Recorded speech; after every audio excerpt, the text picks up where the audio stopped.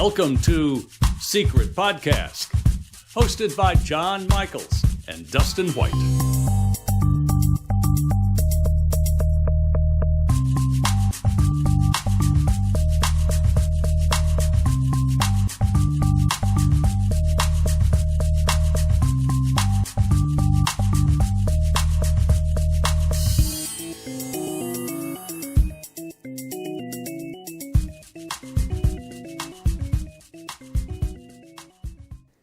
Welcome to Secret Podcasque. My name is John Michaels, and with me is my co-host Dustin White. And together on this show, we are going to dive deep into the mysteries of the secret treasure hunt created by Byron Priess and released by Bantam Books in 1981. Both Dustin and I have a varied history and pedigree with this treasure hunt. I've done a prior podcast on it. Dustin's been on a reality TV show digging holes for it. We both know the puzzle pretty well, all 12 cities. And our goal is to discuss all kinds of theories relating to this hunt, past and present, and to use our discussion of the hunt to encourage you to think about your own theories in different ways. We're also going to have a segment at the end of every show to discuss current news in the treasure sphere. We're going to update you on other treasure hunts, keep you up to date on current happenings regarding some of your favorites. Like this episode, we have an update on Fandango, but let's not get ahead of ourselves. Let me tell you what else is going on in episode 1. First of all, let's say hi to Dustin. Are you there, buddy? I am here, man. How are you? I'm good. I'm pretty excited about what we have going on. We're going to do a lot of interesting stuff in this first episode because there's been a lot of stuff that's happened since the last time I did a podcast. Quite a few things have happened. Many things have happened. We've had multiple TV shows made about the treasure hunt. We've had treasures found. I mean, there's a lot to discuss, bro. There's a lot going on. So I want to let you know in this episode, we're going to take another look at Chicago, Cleveland, and especially Boston and discuss what commonalities, if any, that they might have. We're going to discuss the recent interview with John Jude Palancar, and I didn't want to let you down on this maiden voyage, so I'm also going to spill the beans on the casque being detectable with a metal detector, as well as give you the test tone signature that it gives off when you run a metal detector over it. So, but I want to start out the first episode. I want to start out right now by dissecting the latest interview with John Jude Palancar. He said in the last interview with Josh Gates that the puzzles were being solved in the order of difficulty and the order he painted them in. And he noted that the puzzle commonly related to Manteo, or Roanoke Island, was the next one in line. So we're going to talk about Chicago, Cleveland, and Boston and see what we've learned and how that will help us moving forward. But Dustin, what else was said in that interview that we should take note of? I know you have the transcript there somewhere. Yeah, we've got it. And before I touch on that, I do want to say, hey, thanks for thanks for asking me to be a part of this project with you. It's a real honor. And, I hope we can do everything we can do to help more of these things be found. That's probably the... Yeah, I'll tell you, I was having dinner recently, and this sometime in the last year, just before the pandemic took place. I was having dinner with a good friend of mine, someone who's part of the treasure sphere, the secret sphere, so to speak. I won't say any names, but he sat me down and he said, John, the podcast sucks. You got to do something. So I figured I would find a guy who had some valid information, knowledge about the puzzle that could discuss it with me, and we would go forward and talk about all this new stuff that's come to light. And I think that through doing this, you and I are going to probably butt heads a little bit on some things, but that's good. I think it's going to give people a different way to look at their own theories, and maybe some progress will be made. Who knows? Yeah, well, I'll do my best to challenge you when needed, but because of some of your inspiration from your prior podcast, like that, opened up my mind to think about things in a different way. And so I'm hoping that this podcast can kind of do the same thing for other secret treasure hunters out there, or not even just secret treasure hunters, just anybody searching for one of these hidden treasures out there. Yeah, it's a lot to take in, and by hearing people talk about it, sometimes that makes things click in your head. So, yeah, I find it interesting that even though 3 casques have been found, none of the finders, or anyone else for that matter, could fully satisfy all the clues in retrospect for their respective puzzles. But even still, Rob, Brian, and Jason still found casques. Well, Jason had a lot less work to do than the rest, but still, none of those guys can fully explain all of the riddles and clues in the puzzles.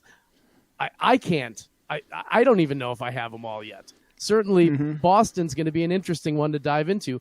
But, you know, they still found the spot. They still figured out where it was.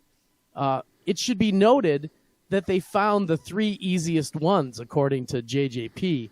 Maybe. He actually said that they're almost being found in the order of difficulty. So there's probably at least one out there that's in the middle somewhere. So there's one that is less difficult than, say, Boston. And, you know, it's ripe for the picking. Is that the medieval scarecrow, Roanoke, Outer Banks, Manteo puzzle? Maybe. It might just Who be. knows? I mean, yeah, some time's passed since Rob, Dave, and Eric found theirs. Quite a bit of time. As well as Brian and Andy. It's been quite a bit of time since they found theirs. And in the past, I've taken a good look at Chicago and Cleveland and have found new things. John Palancar says there is not one way to do all of these puzzles. Yeah, right? Is that what he said? That's pretty funny, actually. Yeah, he said that, and Josh Gates looks at the camera for a second, gives a little bit of a shifty eye, and I felt like he was staring right into my soul. You know, like he was looking. All of us. Well, no, I think he was looking directly at me and Deidre, my wife, because we were using a shadow theory, and we thought it encompassed every puzzle. And when John Palancar says there's not one way to solve these things, you know, that's challenging our theory. Yeah, but I agree. But we're going to talk about that in a second. I mean, he says there's not one way to solve them, but there certainly do appear to be commonalities between the clues in each city. Yes. In the past, these commonalities have been attributed to a method, an A to B type scenario. I don't know if this was intended or if it was just a byproduct. But by the way of evidence, you can find a landmark given in the painting, the image or verse to get to the park the treasure is in. And this road's name is somehow also included in the verse or the image in some kind of riddle. Some examples of this are St. Clair Avenue or possibly Euclid Avenue in Cleveland, leading from the Terminal Tower to the Cultural Gardens green space. Ironically, those 2 roads along with the green space make a triangle on a map. But anyway, you know, there's several examples of this happening. Another one's in Milwaukee with Step on Nature, cast in copper. We find it again in Charleston with King Street, where White Point Garden is, and the Pearman Bridge, and then in Manteo with Ride the Man of Oz. I mean, are all these coincidences? I don't think so. Right. So I would agree with John that there's not one way to do all the puzzles. There's probably 6 ways to do 12 puzzles, is what I'm guessing. Yeah. I mean, think about it. You have longitude and latitude lines in 10 of the 12. So 10. Which ones are missing? Latitude. Which ones are missing? You can't use them. Milwaukee and Boston. Well, I think Boston has half of it. I think Boston has the full latitude and longitude. I think if you look a 42 and a 7. But... Yeah, I mean, if you look a little bit, if you look, I'm looking at the image here. If you look just to the right, you see some folds in her sleeve, just to the right of the 42. You mean the words Boston? No. Just to the right of the number 42 on her, like that's her, her cuff on the sleeve of her dress. You see two creases that form almost a 7 and almost a 1, and they're right next to the 4 and the 2. And when you look at a lot of these puzzles, you see whatever the latitude, longitude are, they're usually very close to each other in proximity in the painting. Whoa, hold on, though. This is the exact same thing that John Jude Palancar pointed out as the B, O, and S in the word Boston, which is enclosed in the image. Well, the B is the two globes, right? Use it. No. The B is on her shoulder. The top right, there's a B, and then under it is an O by the fairy's dress, and then right underneath that is the S. He actually pointed it out on if you watched the last episode. I've watched it a few times, which but you were on. I wasn't on that episode, but actually, I guess I was for like a second. But I've watched it lots of times. I thought for sure he said that the globes were the B, but I haven't watched it in a while, so maybe I'm just misremembering. I don't know. No, that's it. It's the BOS right there. So, but there is a 42, and if you look on the opposite arm over there, there is what looks like a 7 or maybe a backwards 7, but there's not a 4 or a 2 or whatever the other number was. It's a 1. 7 and a 1 is what we're looking for. 1? Right, 74 is New York. Okay. So yeah, anyway, like I said, you might not be able to do all of them using one method, but there certainly are common methods, There's definitely a theme going on. Methods found in all of them. Yeah. So, in Chicago, the water towers on Michigan Avenue and Chicago Avenue, ironically. Michigan is also the lake represented by the woman in the images as one of 5 ladies of the Great Lakes. If you read the plaque, you see she represents Michigan. You can take Michigan Avenue from the water tower to the Congress Hotel where you see the Bowman and on and on. Yeah, it's about a mile and a half. So we found ways to attribute this theory to work in Chicago, Cleveland, Charleston, Manteo, and Milwaukee, and somewhat to San Francisco, but it doesn't seem to work in Houston, New York, Florida, Montreal, Boston, or New Orleans. Matt will tell you it works for all of them, but it doesn't. At least it's an even split. It's 6 and 6. So that's where I say I would agree with John.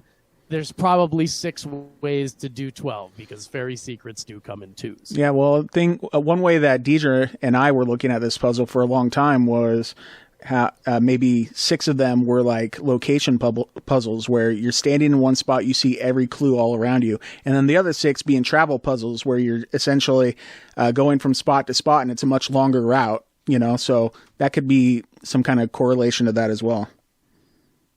Yeah, and who knows? There might not be any kind of... There might not. absolute... Yeah, something that you have to consider, because I've made puzzles with people, and sometimes you get... Perhaps JJP didn't know about something Byron was crafting, and to this day still does not know that something's in there. Maybe there are commonalities in all of them which Byron intended to put in without telling John... Perhaps John put a few clues in that Byron didn't know about until after the painting was done. Maybe they crafted it as a co-op. We don't know how the puzzle was made. But one has to consider that John Palancar could have had the freedom to put his own clues in the paintings. And I'm thinking he did. He doesn't often comment about the verses. I suspect that Byron made the verses on his own, and Byron's verse, along with some specific clues he had John paint in, will lead you to the treasure grounds. Then he could have given John the freedom also to add his own clues, which is maybe why we seem to find these red herrings all over the place that don't seem to fit into a theory because they were never intended to fit. Well, you look at image number 1 and you see a spiral. I mean, there's 10,000 spirals in, downtown San Francisco. I mean, is it one specific one? Is it, just a spiral? I think it's probably just a spiral. And everybody takes it as a major hint. There are things, though, in that we'll get to Boston in a minute, but I keep saying that there's a method. When JJP said there's no one method to do, I keep coming back to this because there's evidence that shows that there are methods to do some of them. There's so many commonalities between all of these that I'd be I'd be surprised if you couldn't use some of these methods in the other puzzles. At first, I thought he was teaching methods to use in the puzzles, the way there's so many of them in there. Mm-hmm. You know, and then there's this fairy secrets come in twos meaning, because it doesn't just mean match a picture with a verse, because he tells you that earlier in the instructions. So what does it mean? Does it mean that each time a puzzle method is used, that it's used again in another puzzle? You might not be able to use one method to solve all 12, but I can tell you that you can use longitude and latitude lines to locate at least 10 of them for sure. Mm-hmm. You know, and while it's not an overall method, it sure is used quite a bit. Let's take a quick break here, and when we come back, we're going to go over the clues for Chicago, Cleveland, and Boston, and we're going to spend some time talking about the Boston find and the clues for it as well. Sounds good. All right, so now we'll go to break. The Secret was published, if you look at the beginning, it says 1982. If you look at the publication date, you said 1981 at the beginning. Oh, perfect. Hang on a second. It says a Bantam book, November 1982. The Secret, a Treasure Hunt, created by Byron Priess and released by Bantam Books in 1982. All right, I'll just have to move that to the front. There you go. Welcome back to Secret Podcasque. Isn't that a clever little name? And yes, there is a Facebook group that the man just told you about. If you want to collaborate with other people, hop on there. Dustin is on there. I'm on there. We're happy to talk about The Secret, happy to answer questions. There's all kinds of people on there that love talking about it every day. Right? Absolutely. And we've got, 4,300 people in the group now. So we're looking forward to that expanding and people solving these things. That's what it's all about. One of my main things right now is whatever I can do to help anybody, I'm there for them. Like, let's just go and get these things found and solved. And, I'm an open book, so reach out to me anytime. The rest later. Yeah, absolutely. We'll clean up the clues later. That's right. And speaking of clues, let's go over some of what we know and talk about some of what we don't know. Yeah. Most of what we talk about is what we don't know. Anyway, the Chicago clues. Okay, and what I'm doing here is I'm kind of grouping these into types of clues and what is shared between them and what is not. Sure. And Dustin's going to help me along the way here. Chicago has longitude and latitude coordinates. They're in the windmill, which is attached to the water tower. It's also a hint for Windy City. It's also a hint for the Windy City, you think, huh? I think so. Yeah. Why? I mean, that's the main nickname of Chicago, so it would make sense that City of Broad Shoulders is that too. Yeah, anyway. I've heard that one as well. But it is the Windy City, and there's a windmill there. So I mean, 2 + 2. There is a windmill, and it has longitude and latitude coordinates for Chicago, Illinois, contained in them. The image also includes the shape of the state of Illinois, which Chicago is located in. It's not exact, but I mean, I think that goes to show that things don't need to be exact. I've heard some people say that one of them that's really. There's only one that's really exact. The Ohio one, yeah. It's pretty good anyway. The Ohio one's still only partially a map, but the Charleston one is pretty exact. Yeah, that one is pretty good. I've heard some people say though, like maps don't have to be exact, but other objects like that you're looking at that would be represented in the real world have to be exact matches. Personally, I don't subscribe to that. I think 70% matches might be good enough, but I don't know. What do you think? I think those people are making up rules. Yeah, right. That's not, who knows? I don't. We don't. There's you can't quantify it. that's about 80%. So I think we're good. It doesn't work that way.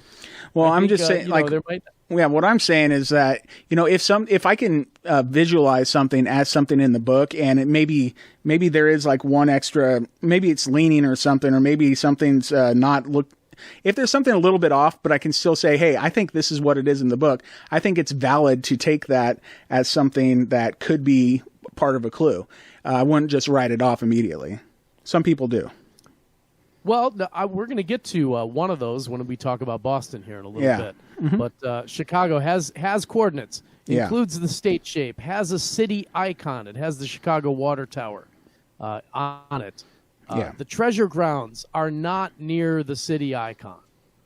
About a mile and a half away, south on Michigan Avenue, yes.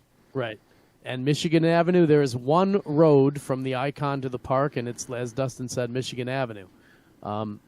The Chicago puzzle uses a city map in the image, as well as a bump on the ear and a G written in the ear to point out Grant Park. So if you found that map match of the, it's kind of like a wooden structure where she's pouring the water over onto it. Below is like a little wooden structure. Yeah. Well, that exact representation is on the map of Chicago, right in the area of Grant Park. Yeah. When you showed that to me the first time, like I was pretty amazed. I was like, wow, that's like something that's hidden in plain sight, and it is what it is. Stuck it right in there. So there's some maps being used.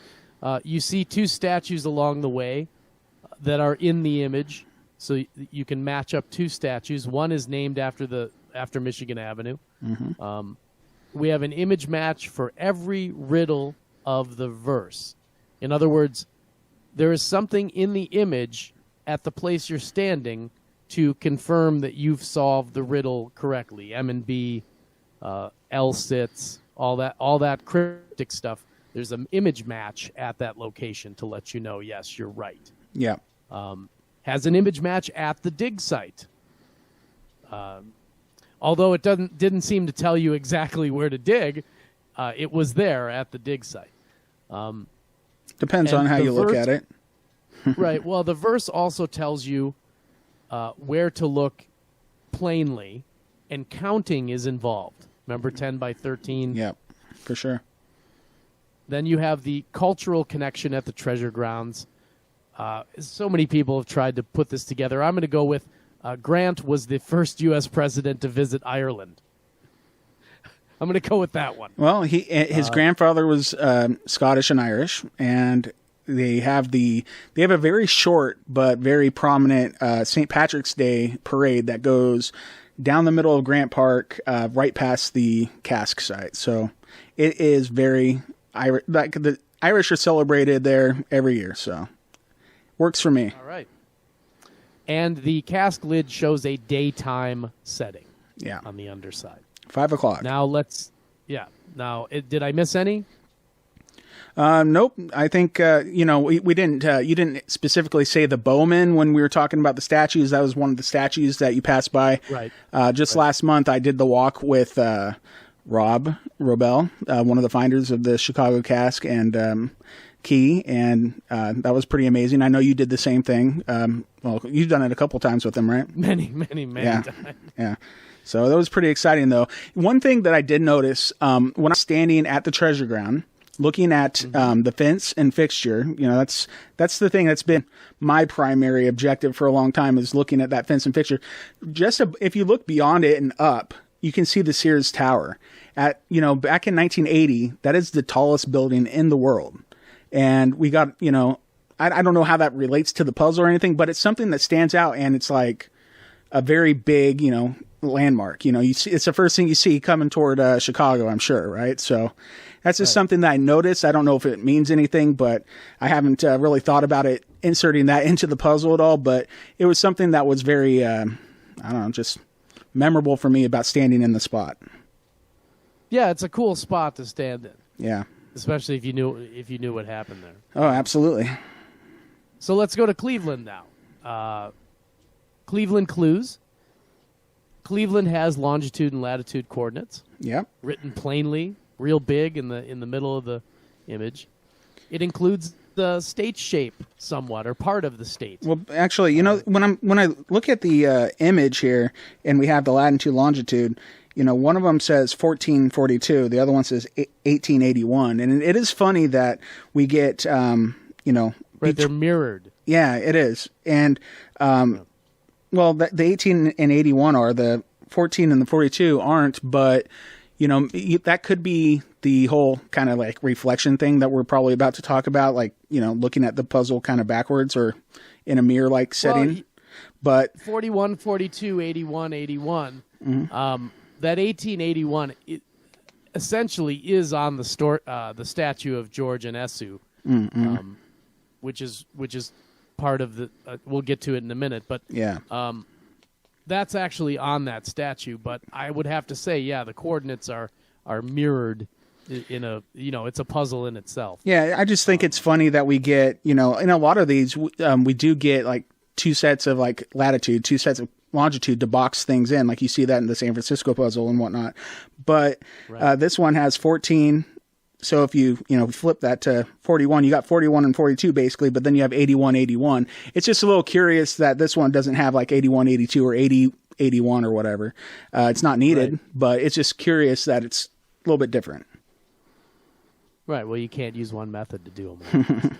Didn't the guy tell you that? Yeah. Hey, you know what? I just thought about something. We were talking about John Palancar earlier, saying that he thinks that they're almost being solved in order. Maybe that means Cleveland was actually the easiest, and Cleveland, Chicago, Boston is the order. Yeah, that's what I'm thinking, and I'm thinking that there's so much.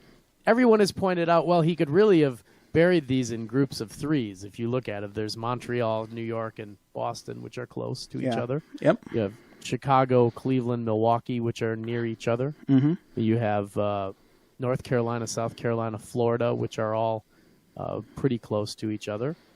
And then you have the three that are kind of out west. Houston and New Orleans are close, and then the San Francisco one.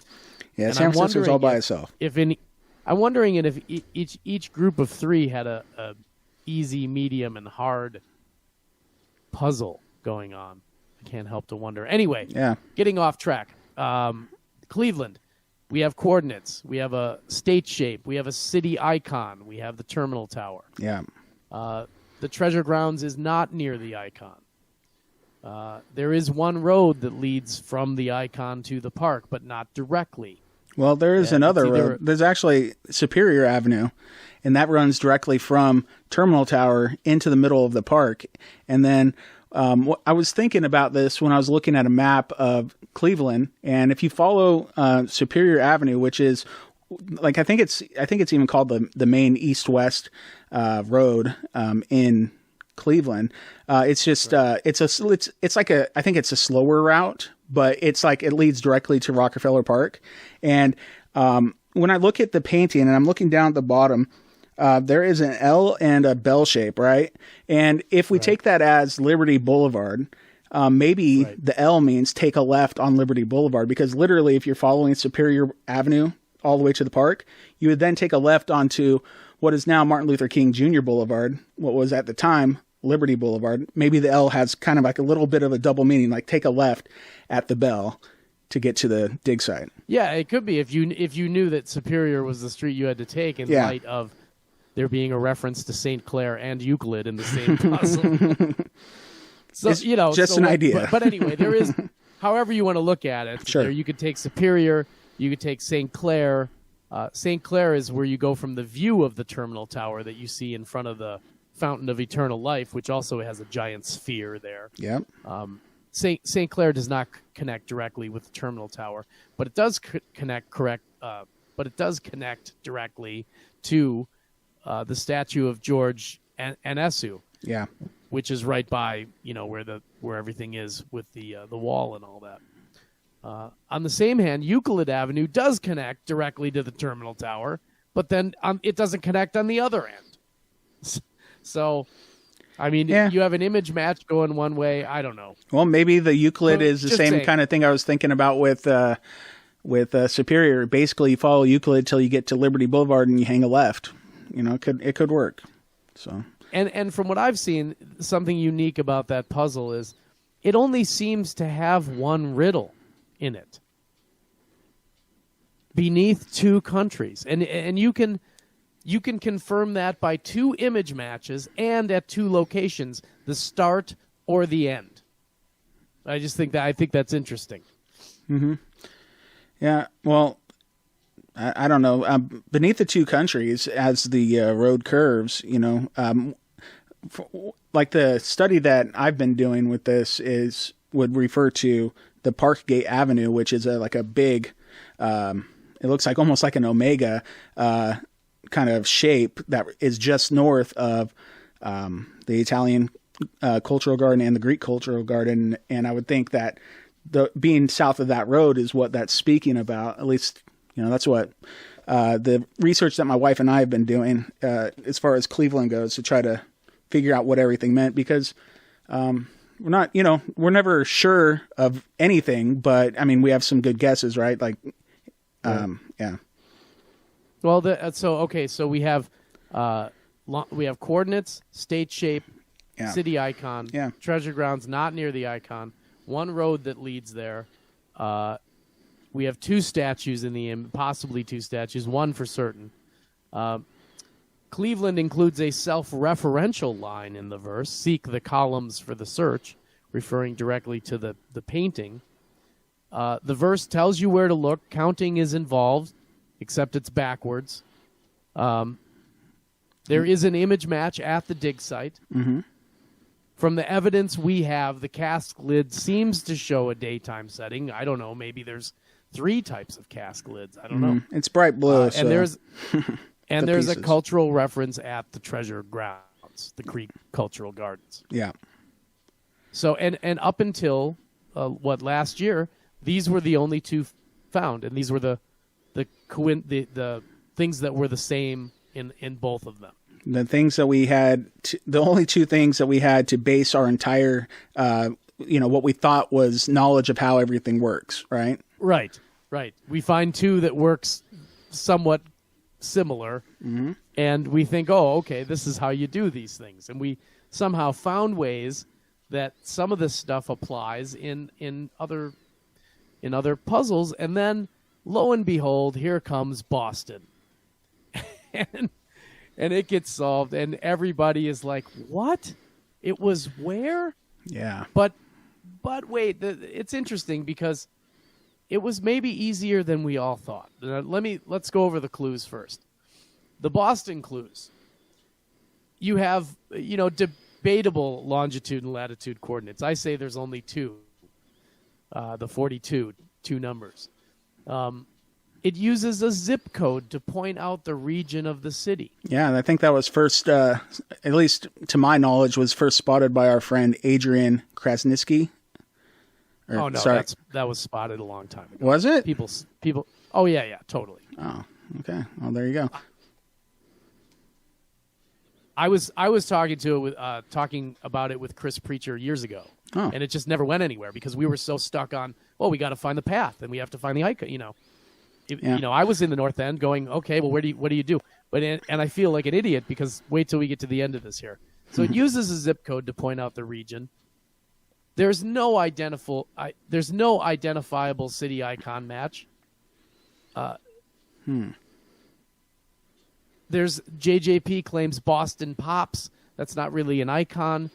There's a nod to the globe, so Boston Globe could be represented, but there's a nod to a famous piece of artwork that he tags Copley, that was the painter for Copley Square. Yeah. But there's no dead-on match to a city icon that you can say, well, this is this. Okay? It has no identifiable path whatsoever. Before we knew what we know now, we would have said, there is all of those things exist, but they're in a different part of town. Right. Yes, exactly. So it has no identifiable path. It has a self-referential line. All the letters are here to see, which we didn't even know until after it was found. It does have an image match at the dig site. It has several, in my opinion, which I'll show. Okay. It does not appear to have a state shape. I looked all over for a Massachusetts, even the kind of boot shape of the cape and everything. I couldn't find it, but the shadow on the neck does match the shoreline of the north end. I'll say that, if we're looking for maps, but I didn't see a state shape. It possibly uses mass transit as a path, totally unconfirmed. The cultural reference is present at the dig site, and we know that's important. It references a historical event, the Midnight Ride of Paul Revere. Yeah. That's the main key for this. If you can figure out which verse went with this painting, and then, I think it's simpler than that. I think it's easier than that. But okay, let's hear it. There's references to these obscure letters from Horace Walpole to Horace Mann. Yep. Disguising the word north, which is clearly important. Yep. From the evidence, we have the cask lid shows a nighttime setting. Okay, so let me just say, clearly, all three of these puzzles are not the same. Definitely not. No, in Boston, we have a verse which gives you no clear geographical location other than alluding to two names on the Boston Public Library, in a riddle which itself alludes to some historical letters between the two Horaces. There's no street name to find, no path, no breadcrumbs along the way. There's no Christopher Columbus. That's not a thing. Instead, we have an obscure verse covered in riddles and historical allusions and cryptic image matches like the Copley painting reference, none of which are in the North End. But in its simplest terms, think about this, Dustin. In its simplest terms, all you had to do was find the zip code, find the home plate, and then find all the baseball fields in the North End. Near the old North Church, which was also a clue. Then and which one is dedicated to an Italian American before the secret was made? It was that easy to find the treasure grounds. Follow the clues. If you have Boston, North End, Old North Church, baseball, Italian. If I just gave you those 5 clues, would you have found that baseball field?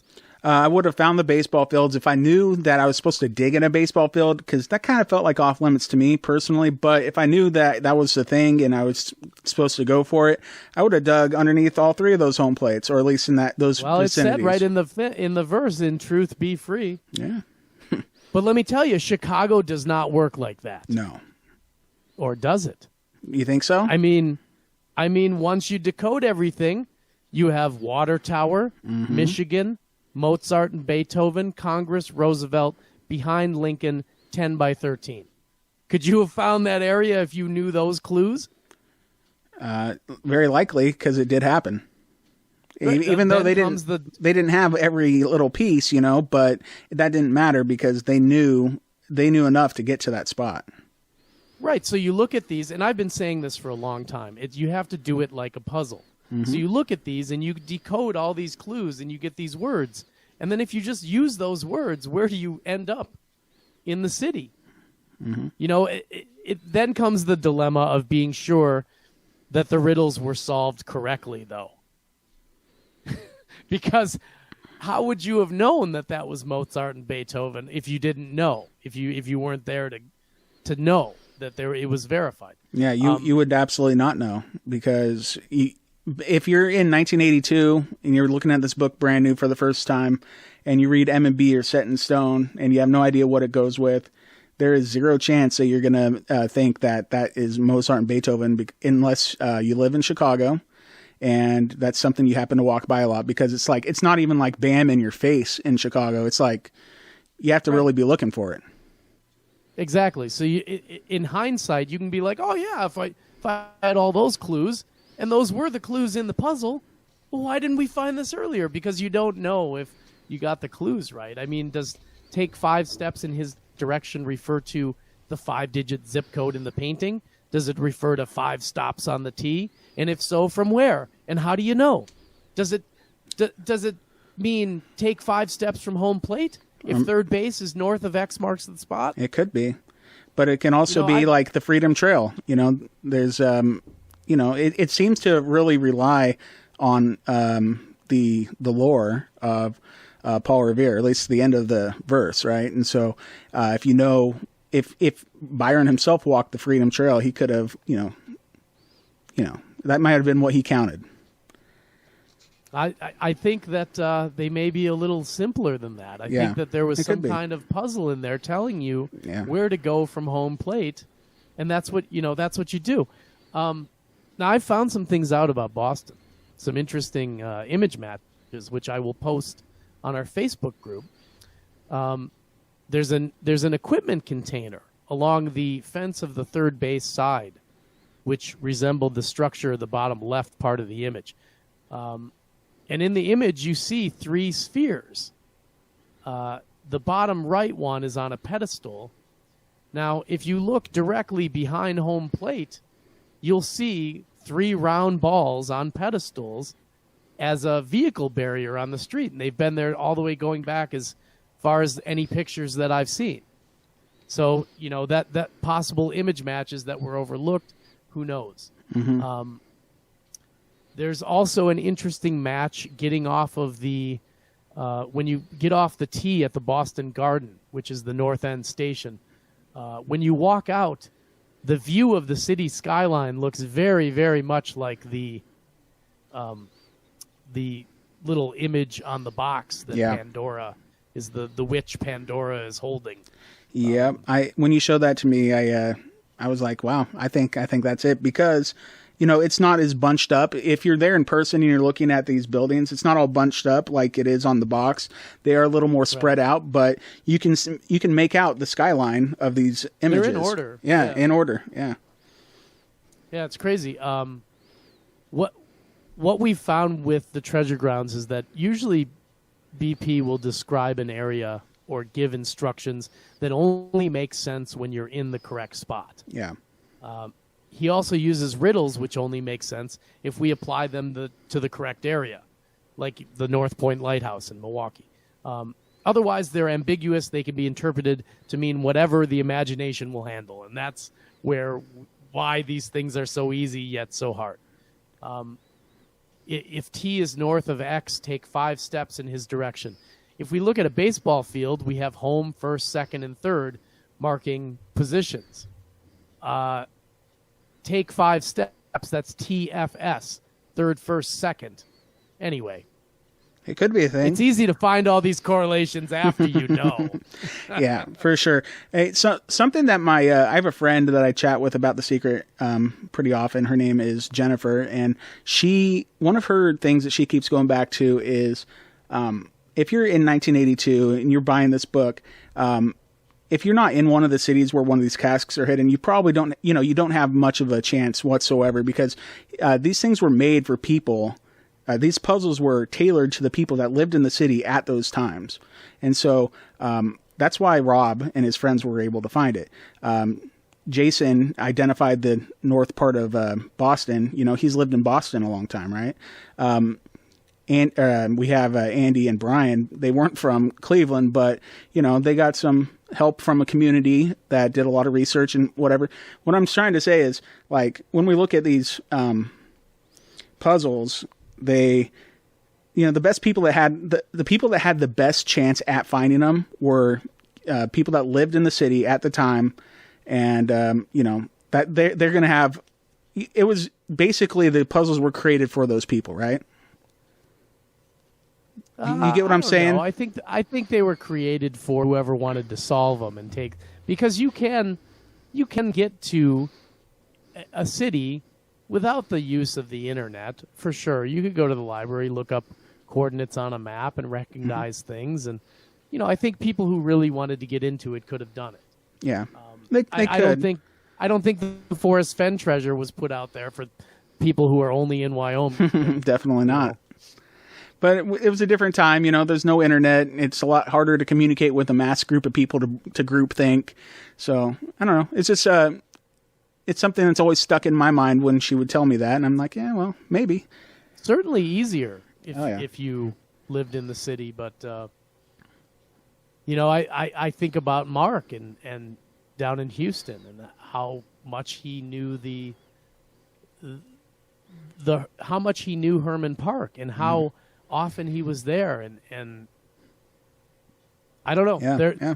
It's funny how easy they are in retrospect, and then That's the thing. how hard they appear to be in real life. Anyway, hopefully people have taken a new look at things based on what we've just said. We'll provide some pictures and kind of evidence to show what we were talking about in the episode on the Facebook group. But for right now, let's close out this section, and we are going to go and talk to Deidre, who has just gotten back from Maine, right? She was in Maine? That's right, yeah. In Maine, searching for the Fandango treasure from a book that was released in 2007 called Fandango, The Key to the Wind. This treasure is hidden on Mount Desert Island in Maine. We know where it is, or we know what island it's on, but just having a tough time pinpointing that spot. But she went out there and gave it her best effort. All right, we're going to bring her in right now. Okay, dude. Now we'll pause here for a second, and we're going to come back from the interview with Deidre. Mm-hmm. And all right, everybody, thank you for tuning in and listening to our maiden voyage. There's only one thing left to do, which is the coup de grace, which is to explain about my little adventure with a metal detector. Yeah, I've been dying to hear this. Yeah, I haven't heard it yet, so it's very interesting that we can get any kind of reading off of a metal detector or off of one of these casques. No one has heard anything about this yet, and the reason being is, well, I dropped a little hint on one of the Facebook pages, and I just got busy and kind of forgot about it. Yeah. But we've been dying to hear it, man. We've been dying to hear it. Yeah, so a buddy of mine from out west, out near San Francisco, flew in, and he brought with him this high-dollar, like, super primo metal detector that can, detect things from the 1800s or whatever, 30 feet down. So it was really powerful metal detector, and we wanted to do a little test, and also he wanted to meet Rob and everything, so I set this thing up, and we drove down to Chicago and hung out with Rob, and he got to meet him and see the cask and all that stuff. So it was a big day for him. So what we did is we took Rob's cask and we put it on the ground in an area where there was nothing, where the detector wasn't hitting anything underneath it previously. And we put it on the ground. And the whole thing with metal detectors is you don't have to bury something. There doesn't have to be actual dirt in between the detector and the box that you're trying to detect, because what the metal detector does is it just takes the dirt out of the equation anyway. So what we did was we just held the metal detector up about a foot, 2 foot off the ground, and swept it across and got a reading. But it was a light reading. You can get a reading, but it was a light reading. So then we lowered it to go right over the cask to give the full reading of what you get, what you're going to hear if you run a metal detector over the cask. And here's the big surprise. You ready for the surprise? I'm excited, man. I've been waiting to hear it for a long time. Here's the big surprise. It's a two-tone signal. For real? Right. So you get one tone that is definitely different than another to two different kinds of metal. Wow. Okay. Inside of it. I would have figured it would just be well, I guess that would be maybe the key and the piece that's in the cask itself, right? That's what I'm guessing, is the lid and the key are two different kinds of metal for some reason, which would be strange. Actually, I mean, I'm sure that Rob metal doesn't have the detectors key. of the 80s couldn't have found that. Well, Rob doesn't have the key, so you might let's say that different. No. He doesn't have the key, but I had one. Oh, that's right. Yeah. Okay. My bad. Cut that out. Cut that out. All right. So you got a like a two-way. Oh no! I didn't have the key in it. So okay. So let's rephrase this. Okay. Gotcha. Yes, you get a two-tone signal out of it, and this is without a key being in it. Wow. Okay. That's really interesting. I figured it'd just be the one piece. Sorry. Yeah, you have a two-tone signal coming from the lid of the cask, and there was nothing else inside of it. That's so pretty awesome. Are you ready? Let's do it, man. I'll put the video on Facebook, but here is the audio signal that the original treasure cask gives off from a metal detector. Right, I'm gonna have to edit it in. Oh, okay. So I just have to act Sorry. like, whoa, that was cool, man. Can't wait to see if that helps somebody. Yeah. So isn't that cool, Dustin? That's legit, man. I hope it can help somebody if somebody else has one of those fancy, real expensive metal detectors and they're out there searching for one of these casques, you know. Hey, that might be cheating a little bit, but whatever. Let's just get these things found, right? And I'll let you in another secret. Let's hear it. I wasn't able to actually play that because we pre-record the show, so Dustin has no idea what it sounds like until the episode comes out. But I agree with his sentiment. If it can help somebody find one, let's get it done. Right. So, Well, now let's play it. I hope you've enjoyed all of this entertainment that we've brought to you on this first episode. My name's John Michaels. And I'm Dustin White. Say your name. I'm Dustin White. And I'm Dustin White. Say it again. And I'm Dustin We're White. out of here until next time. You want me to do it We again? are out of here until next time. You can check us out online on Facebook or anywhere that we post, right? Yeah. Yeah, something like that. Sure. Yeah, I think you did good. Just, it's a good sign off. We're good. Yeah, we're fine. Let me stop recording. Hey, wait, don't stop recording yet. Don't okay. You still there? Well, go ahead. We're still recording individually. Okay, I was going to say about the do we want to talk about the secret red herrings treasure hunt, because that's going to be brand new when this comes up. And we'll talk about that in the segment with Deidre. Okay, because I don't remember if I told you either I told you, but I don't know if you saw it or not. But I bought 10 copies of it, and 5 of them are to give away to listeners of this podcast. So what I figured is we would tape a segment with Deidre, and we would touch on her trip with Fandango. Yeah. We'd touch on the Oak Island podcast. Sure. And then we would touch on. Then you could bring up that other. Then I'll say something like, "Oh, Dustin, what else is going on in Treasure News?" Sure. And then you can bring that up. Sounds good. All right, man. So we can edit it in. Do you think that went okay? So when can we tape with your wife? Yeah, it's fine. I got to edit it. It'll be fine. I wasn't the greatest either, but it'll be fine. Yeah. Yeah, Deidre won't be home until like Friday night, like at midnight. So we can do it through a phone call, or we can do it like on like Saturday or something. No, we'll tape over the weekend or next week. It'll be fine. Okay. Thanks for listening to Secret Podcasque, hosted by John Michaels and Dustin White. We are not affiliated with the website 12 Treasures, Pokemon Go, New Coke, The Clapper, MC Hammer, My Sleep Pillow, Reebok Pumps, or anything colored in mauve or fuchsia. The Secret Podcasque is full of vitamins, contains no trans fat, has 0 calories, no additives or preservatives. It's all natural, farm to table, and is organically sourced to provide you with the maximum entertainment. Join in the conversation on Facebook at facebook.com/groups/The Secret A Treasure Hunt, all one word.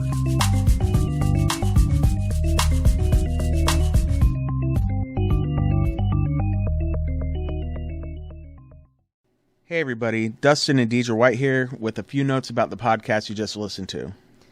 In case you're unaware, our friend and the host of this podcast, and perhaps the first, real leader of the secret community. Yeah, John Michaels passed away very suddenly, unexpectedly on April 3rd of 2021. Yeah, this podcast was recorded just a few months before John passed away. It was never really intended to be released because we had plans to instead re-record it. And unfortunately, we just waited too long and that never happened. Though we did do a few fun live streams together after this was recorded. So Deidre here was intended to be our first guest on the podcast and is partly responsible for the name Secret Podcasque, right? Yeah, when you guys were brainstorming and JM was sending over ideas of what the name of the show could be, one of them happened to be Secret Podcasque. And at that point, I was like, yes, please. They made it so. Yeah, it was pretty funny. Like, I think he was kind of joking about the name. But I think so. Yeah, Deidre was just like, that's it. And he was giddy afterward because he's like, well, if she likes it so much, it's it's gonna be so. Make it so. Yeah, so that's how that happened. So in the podcast, we were going to chat with you. Did you ever find that Fandango treasure? I never did. I didn't find it. I did go out looking for it. It was a great time. I was going to give you the whole lowdown. What was really nice, though, is when that treasure hunt ended, I learned that I was on the right track to solving it, which was great. That is great. Yeah, you were really close, actually, a lot closer than probably almost anybody. So congratulations on that. You didn't solve it, though. You're just like all of us out here that are listening to this podcast and trying, except for a select few, trying to learn as much as we can to go out there and dig and look and find these hidden treasures and sometimes buried treasures like The Secret. Anywho, this podcast you listened to was unedited, and you've probably heard some mistakes in there, and you probably heard things you were intended to hear. John was a perfectionist. He was a real pro when it came to like audio stuff. That was his thing, right? That was his profession. John was just a perfectionist. He was really... He would have never let this go out. No raw recordings. Yeah, but, it is what it is. I was asked by one of John's really close friends, Chris Preacher, because he knew about this audio existing, and I intended to put it out someday. And he asked me, like, hey, when are we going to get that audio? And I said, I don't know, maybe, like, when we get to about, like, a year after John had passed away, so, like, maybe next April. And he was like, wow, that's too far away. I want to hear it. I want to hear my friend, Yeah. And so I told him, well, we'll look at it and we'll see what we can do. And so this is kind of what we can do. I didn't have it in me, to be honest, to listen to it over and over again and edit it for hours, It would have never measured up to what John would have wanted it to be. Yeah, well, and just emotionally, just hearing his voice, for hours and hours, it would have been tough. So I asked Deidre to figure out a way to get it out there. So she uploaded it on YouTube, and this is what we've got. I want to thank her for that, and thank you to Chris for encouraging me to get this out a little bit quicker. John, we miss you every day. Thanks again for including us in this project. We wish there were many more episodes of Secret Podcasts, but one is definitely better than zero. It sure is. So we want to thank you for giving this a listen, and to John Michaels. Thanks, John.